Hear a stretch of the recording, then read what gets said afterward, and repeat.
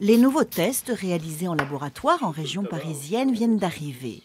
Leur créateur, à la fois né et parfumeur, Jean-Michel Durier, vérifie avec son collaborateur la conformité des fragrances avec sa formule initiale. Voilà, c'est ça. C'est un parfum qui est frais, avec un départ de citron et poivre. Jean-Michel, professionnel reconnu dans le monde de la parfumerie, a créé sa start-up avec son associé il y a 2 ans.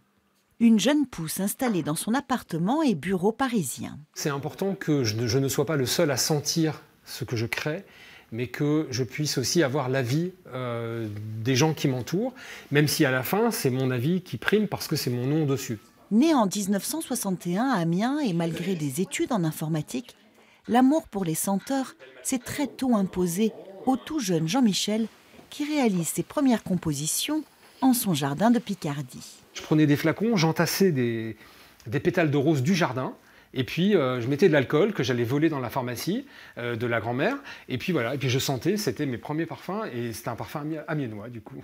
Capable d'identifier des milliers d'essences venues du monde entier, Jean-Michel Durier s'est formé à l'Institut supérieur du parfum à Versailles, puis à Grasse.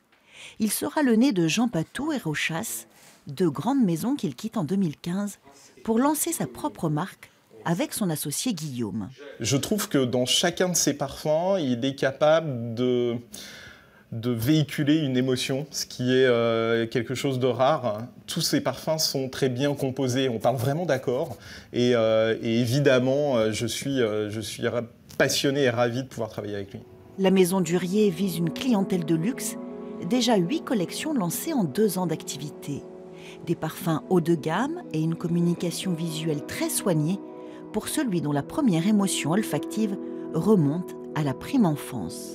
Quand je suis né, ma mère portait un parfum qui venait de sortir en même temps que moi, à ma naissance, et que j'ai ensuite plus jamais senti pendant des années.